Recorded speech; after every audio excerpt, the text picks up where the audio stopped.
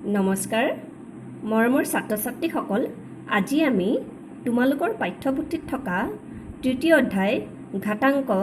লগাৰিথমৰ বিষয়ে আমি আলোচনা কৰিম। ছাত্ৰ-ছাত্ৰীসকল ঘাতাংকৰ বিষয়ে আলোচনা কৰাৰ আগত আমি ঘাতাংক বা লগাৰিথম কোনে আৰু কিয় আৱিষ্কাৰ কৰিছিল সেই বিষয়ে আমি জানিব লাগিব। ঘাতাংক পদ্ধতিটো স্কটলেণ্ডৰ বিশিষ্ট গণিতজ্ঞ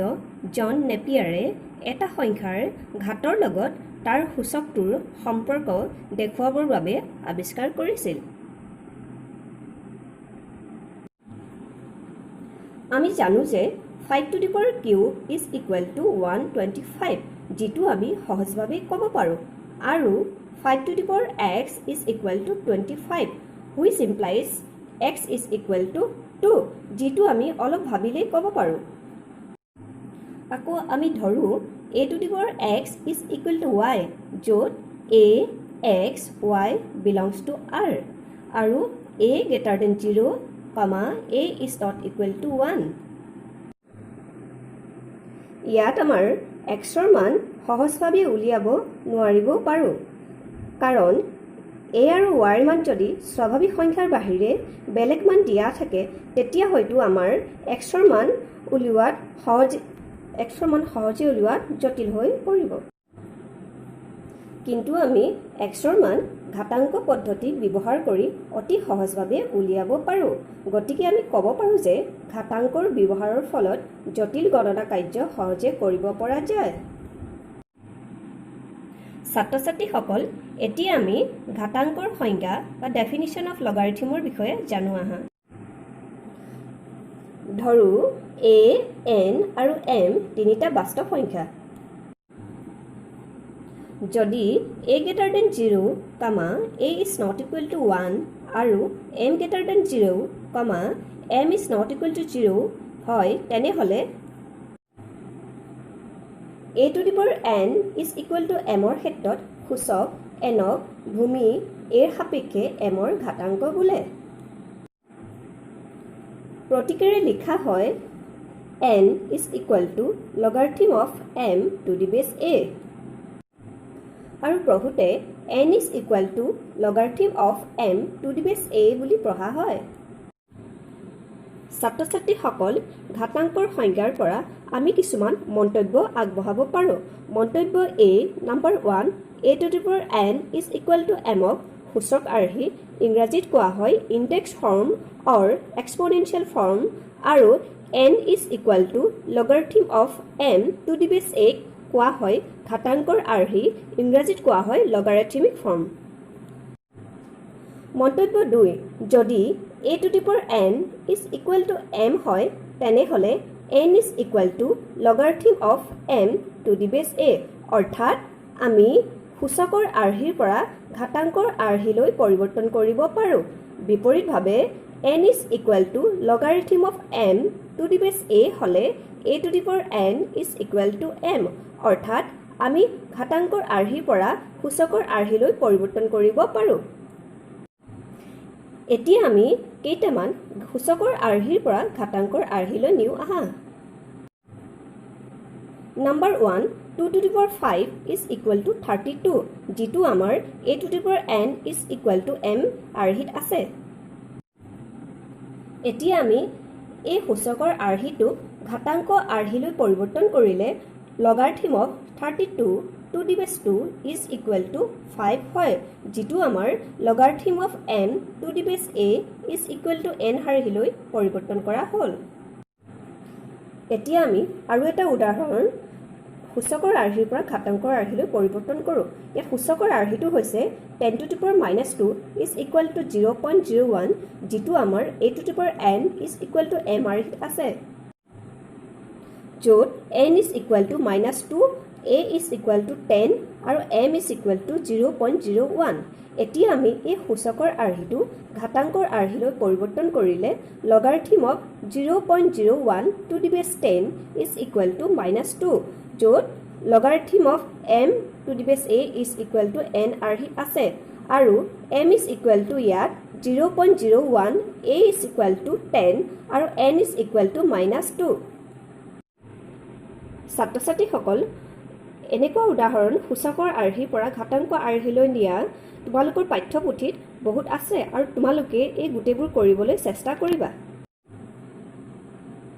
ছাত্ৰ-ছাত্ৰীসকল এতিয়া আমি কেইটামান ঘাতাংকৰ আৰ্হিৰ পৰা সূচকৰ আৰ্হিলৈ নিওঁ নাম্বাৰ 1 লগাৰিথম অফ 81 টু দি বেছ 3 ইজ ইকুৱেল টু 4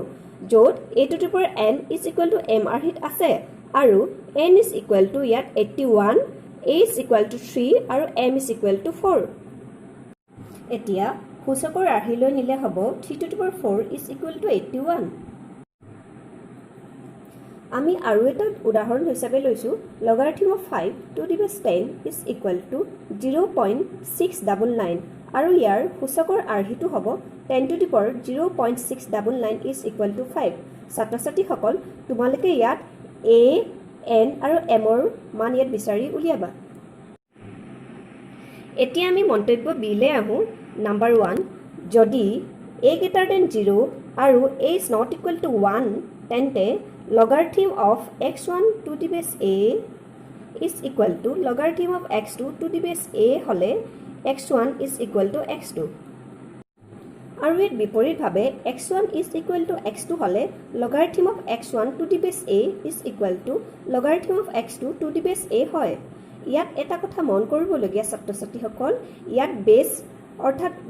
অৰ্থাৎ ভূমি দুটা একেই আছে ঠিক সেইদৰে ওপৰৰ ক্ষেত্ৰতো যেতিয়া এই বেছ দুটা একেই হৈছে বা ভূমি দুটা একেই হৈছে তেতিয়াহে তোমাৰ x1 is equal to x2 হৈছে নাম্বাৰ 2 a greater than 1 হলে x বাঢ়ি যোৱাৰ লগে লগে logarithm of x to the base a বাঢ়ি যায় অৰ্থাৎ x1 greater than x2 হলে logarithm of x1 to the base a greater than logarithm of x2 to the base a হ'ব ছাত্ৰ-ছাত্ৰীসকল ইয়াত এটা কথা মন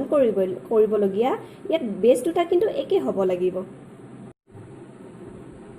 নাম্বাৰ 3 যদি 0 less than a less than 1 হলে তেন্তে x1 greater than x2 হলে logarithm of x1 to the base a less than logarithm of x2 to the base a হ'ব ইয়াতো এটা কথা মন কৰিবলগীয়া ইয়াত বেছ দুটা একে হ'ব লাগিব আৰু less than কেতিয়া হ'ব যেতিয়া 0 less than a less than 1 হয় আৰু